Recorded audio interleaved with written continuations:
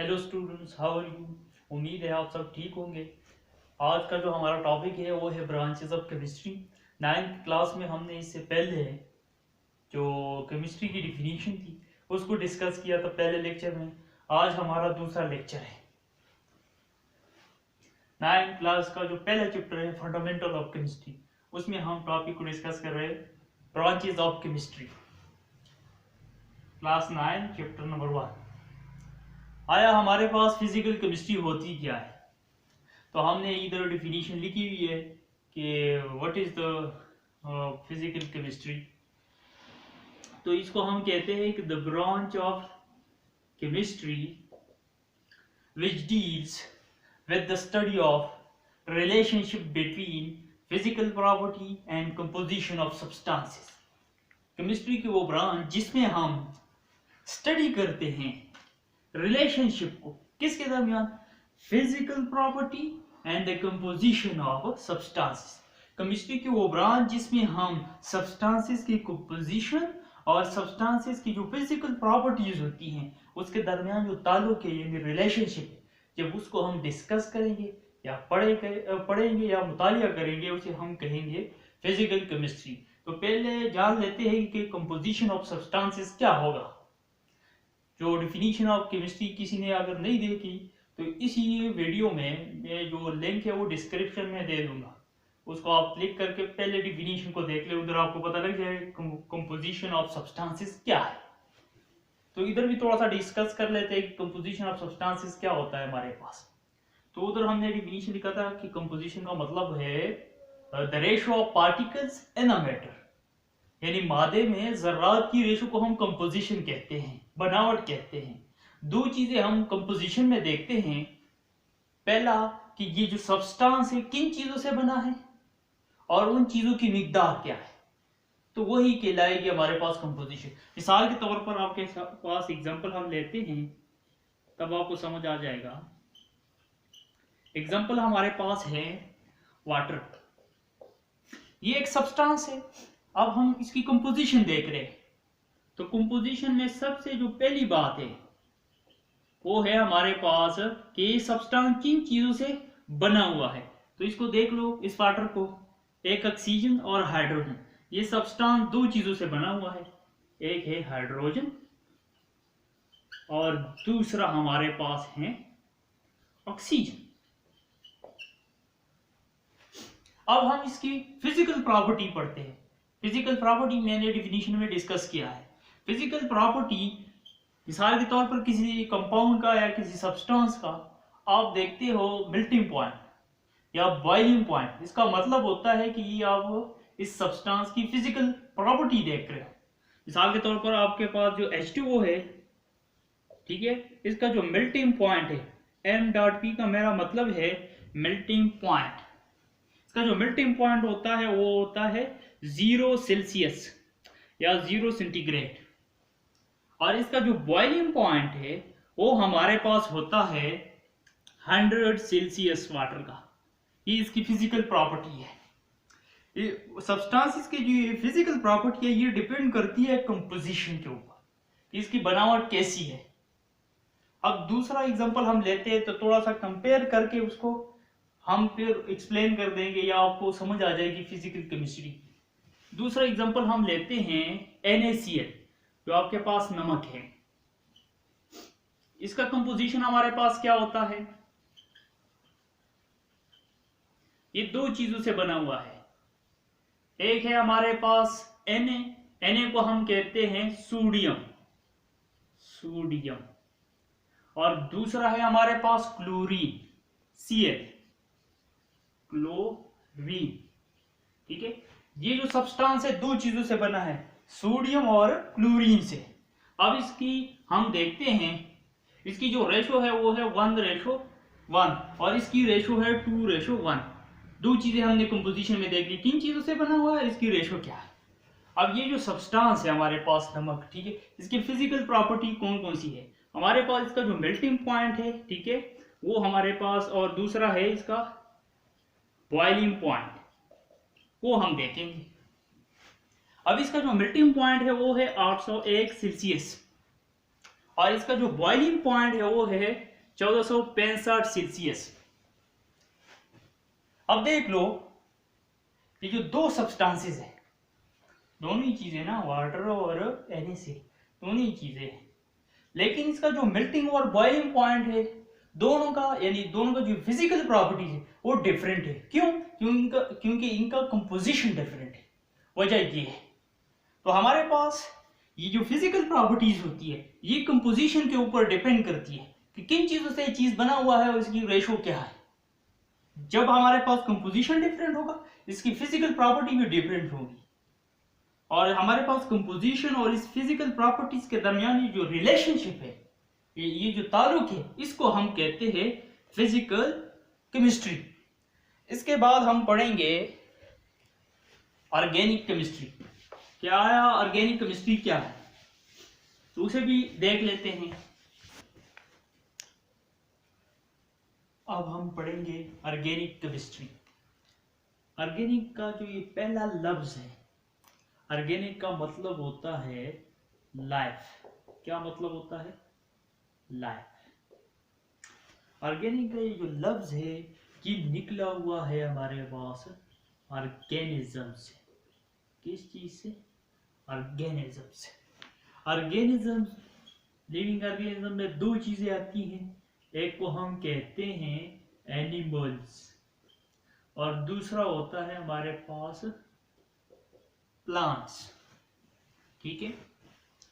अब इसका जो वर्ल्ड डिफिनीशन है ऑर्गेनिक केमिस्ट्री का, उसके मुताबिक जो सब्सटेंसेस या कंपाउंड्स एनिमल और प्लांट से हासिल हो, उन चीजों को या उन कंपाउंड्स को हम कहेंगे ऑर्गेनिक कंपाउंड्स। अब जो बंदा ऑर्गेनिक कंपाउंड्स के बारे में स्टडी करेगा उसे हम कहेंगे ऑर्गेनिक केमिस्ट्री। ये पहला ओल्ड डेफिनेशन था ऑर्गेनिक केमिस्ट्री में। ऑर्गेनिक कंपाउंड्स के बारे में पढ़ना ऑर्गेनिक केमिस्ट्री कहलाती है। ये एक और डेफिनेशन है जो हमने लिखा हुआ है। इसके बाद एक और डेफिनेशन भी हम पढ़ेंगे ऑर्गेनिक केमिस्ट्री के बारे में। The branch of chemistry which deals with the study of carbon containing compounds। Chemistry की वो ब्रांच जिसमें हम ऐसे कंपाउंड्स के बारे में मुतालिया करते हैं जिसमें कार्बन एटम मौजूद होता है, प्रेजेंट होता है, तो ऐसे ब्रांच ऑफ केमिस्ट्री को हम कहेंगे ऑर्गेनिक केमिस्ट्री। ऐसे कंपाउंड्स के बारे में स्टडी करना जिसमें कार्बन मौजूद हो, उसके बारे में जब हम स्टडी करेंगे तो वो कहलाएगी ऑर्गेनिक केमिस्ट्री। लेकिन एक्सेप्ट ऑर्गेनिक केमिस्ट्री में, लेकिन हमारे पास कुछ ऐसे कंपाउंड्स भी हैं जिसमें कार्बन है लेकिन उसको हम स्टडी नहीं करेंगे ऑर्गेनिक केमिस्ट्री। वो कौन कौन से है? वो है oxides of carbon, carbonates, bicarbonates, metal carbide, metal cyanide and metal cyanate and carbon disulphide. इन चीजों में कार्बन है लेकिन इसको हम ऑर्गेनिक केमिस्ट्री में स्टडी नहीं करेंगे। अब है हमारे पास oxides of carbon. Organic chemistry में हम ऐसे सब्सटेंसेस के बारे में पढ़ेंगे जिसमें कार्बन हो, लेकिन कुछ ऐसे कंपाउंड है जिसमें कार्बन है, हम नहीं पढ़ते उसे ऑर्गेनिक केमिस्ट्री में। वजह यह है कि इन कंपाउंड्स की जो प्रॉपर्टीज है वो ऑर्गेनिक से मुख्तलिफ होती है, बल्कि वो इनऑर्गेनिक कंपाउंड जैसी होती है, इसलिए इसको हम ऑर्गेनिक में नहीं पढ़ते बल्कि इनऑर्गेनिक में पढ़ते हैं। ऑक्साइड्स ऑफ कार्बन क्या होंगे? कार्बन मोनोऑक्साइड, कार्बन डाइऑक्साइड, ये हमारे पास है ऑक्साइड्स ऑफ कार्बन। इसमें कार्बन मौजूद है लेकिन इसको हम स्टडी नहीं करेंगे। दो वजह होनी चाहिए, ठीक है, ऑर्गेनिक में स्टडी करने के लिए। कार्बन के साथ हाइड्रोजन होना चाहिए एक ही। दूसरा, आपके पास जो सब्सटेंस हासिल हो रहा है जिसमें कार्बन है, ठीक है, इसका जो सोर्स है वो ऑर्गेनिक होना चाहिए। अगर सोर्स ऑर्गेनिक नहीं है तो ये भी हमारे पास ऑर्गेनिक केमिस्ट्री में स्टडी नहीं किया जाएगा बल्कि इनऑर्गेनिक में फिर स्टडी किया जाएगा। ठीक है। अब है हमारे पास कार्बोनेट, ये है magnesium carbonate, calcium carbonate. Carbonate हम CO3 को कहते हैं, ठीक है। ये भी हमारे पास इसमें कार्बन हैं, ये देख लो, लेकिन इसको हम स्टडी नहीं करेंगे ऑर्गेनिक केमिस्ट्री में, इसके साथ हाइड्रोजन नहीं है। अब है बाइकार्बोनेट्स, सोडियम बाइकार्बोनेट, ये मैग्नीशियम बाइकार्बोनेट, इधर कार्बन है लेकिन इसको हम स्टडी ऑर्गेनिक केमिस्ट्री में नहीं करेंगे। ये कार्बन है इसके, ये अब कहोगे कि इसमें हाइड्रोजन है लेकिन आप स्टडी नहीं कर रहे ऑर्गेनिक में, क्यों? क्योंकि इसका जो सोर्स है वो इनऑर्गेनिक है, ऑर्गेनिक नहीं है, इस वजह से स्टडी नहीं कर रहे। फिर है मेटल कार्बाइड। मेटल कार्बाइड में भी कार्बन है, इधर देख लो, इधर भी कार्बन है, लेकिन इसको हम स्टडी नहीं करेंगे। इसका जो मेटल्स है या इसका जो ओरिजिन है वो इनऑर्गेनिक है, ठीक है, जहां से ये हासिल होता है, तो इस वजह से। फिर है मेटल साइनाइड, कौन कौन से होंगे? ये है Cn को हम साइनाइड कह देंगे, इधर लिथियम साइनाइड है, पोटाशियम साइनाइड है, ठीक है, कार्बन इसमें मौजूद है लेकिन हम स्टडी नहीं करेंगे ऑर्गेनिक केमिस्ट्री में। फिर है मेटल साइनेट, ये देख लो CnO, इसको हम साइनेट कहेंगे। ये है अमोनियम साइनेट, कार्बन मौजूद है लेकिन स्टडी नहीं करेंगे, ठीक है, क्योंकि इसका मिनरल, इसका ओरिजिन होता है इनऑर्गेनिक सोर्स से यह हासिल किया जाता है। इधर भी है पोटाशियम साइनेट, इसको भी हम स्टडी नहीं करेंगे ऑर्गेनिक केमिस्ट्री में। इसके बाद है कार्बन डाइसल्फाइड, इसमें भी कार्बन मौजूद है लेकिन इसको हम ऑर्गेनिक केमिस्ट्री में स्टडी नहीं करेंगे। ऑर्गेनिक केमिस्ट्री का जो तीसरा डिफिनीशन है उसे लिख लेते हैं, उससे आप मजीद समझ लोगे कि ऑर्गेनिक केमिस्ट्री क्या है क्या, तो उसे भी लिख लेते हैं। अब है हमारे पास इसका दूसरा definition, the study of hydrocarbons and their derivatives is called organic chemistry. Chemistry की वो ब्रांच जिसमें हम हाइड्रोकार्बन्स को स्टडी करें और उनके डेरिवेटिव्स को स्टडी करेंगे तो वो कहलाएगी ऑर्गेनिक केमिस्ट्री। अब हाइड्रोकार्बन्स हमारे पास है क्या? हाइड्रोकार्बन ऐसे कंपाउंड जो सिर्फ हाइड्रोजन और कार्बन से मिलके बने हों, उसे हम कहेंगे हाइड्रोकार्बन्स। अब है डेरिवेटिव्स क्या? डेरिवेटिव्स हम कहते हैं पैदावार को। पैदावार क्या होता है? एक चीज से दूसरी चीज बन जाए, जो दूसरी चीज बन गई है वो हमारे पास उस पहली वाली चीज की पैदावार होगी, उसको हम कहेंगे डेरिवेटिव या अखज़ करना। अब देख लो, ये हमारे पास है हाइड्रोकार्बन। क्यों हाइड्रोकार्बन है? क्योंकि ये जो कंपाउंड है ये सिर्फ हाइड्रोजन और कार्बन के ऊपर मुश्तमिल है या बना हुआ है। देख लो, सिर्फ हाइड्रोजन है और एक कार्बन है, तो इसलिए इसको हम हाइड्रोकार्बन कहेंगे, ठीक है। अब इनसे जो चीज बनेगी वो इस हाइड्रोकार्बन की डेरिवेटिव होंगी। अब देख लो, इधर से मैंने हाइड्रोजन को निकाल दिया, उसकी जगह मैंने क्लोरीन ले आया या ऐड कर दिया, तो ये हमारे पास इस हाइड्रोकार्बन का एक डेरिवेटिव बन गया। अब ऑर्गेनिक केमिस्ट्री में हम क्या करेंगे? हाइड्रोकार्बन्स को स्टडी करेंगे और उनके डेरिवेटिव्स के बारे में हम स्टडी करेंगे, तो ये कहलाएगी ऑर्गेनिक केमिस्ट्री। हाइड्रोकार्बन और उनके डेरिवेटिव्स के बारे में स्टडी करना क्या कहलाएगी? ऑर्गेनिक केमिस्ट्री कहलाएगी। इसके बाद है हमारे पास इनऑर्गेनिक केमिस्ट्री। आया इनऑर्गेनिक केमिस्ट्री होती क्या है, इसे हम जल्दी जल्दी स्टडी कर लेते हैं, ठीक है, डिस्कस कर लेते हैं। इनऑर्गेनिक केमिस्ट्री,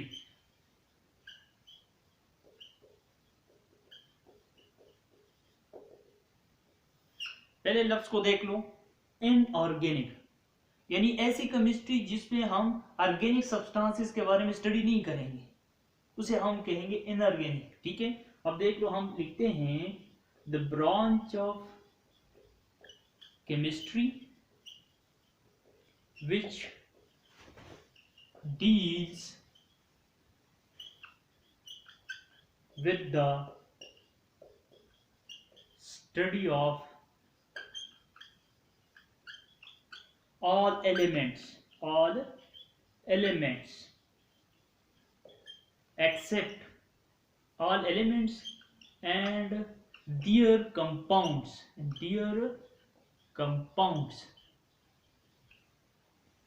except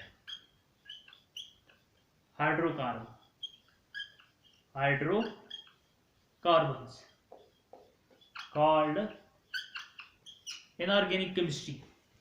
केमिस्ट्री की वो ब्रांच जिसमें हम उन तमाम एलिमेंट्स के बारे में स्टडी करेंगे जो पीरियोडिक टेबल हैं, और उन तमाम एलिमेंट्स के जो कंपाउंड्स हैं, जब उसके बारे में हम स्टडी करेंगे तो वो कहलाएगी इनऑर्गेनिक केमिस्ट्री।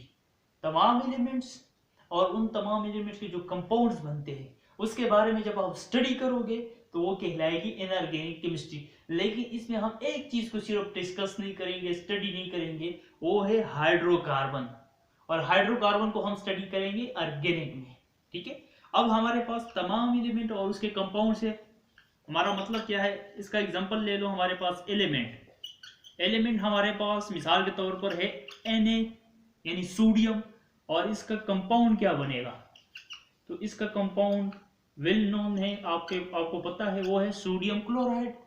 तो इस एलिमेंट के बारे में स्टडी करना और इसके कंपाउंड्स के बारे में स्टडी करना इनऑर्गेनिक केमिस्ट्री है। दूसरा एग्जांपल मैग्नीशियम, और इसका जो दूसरा कंपाउंड है मैग्नीशियम क्लोराइड।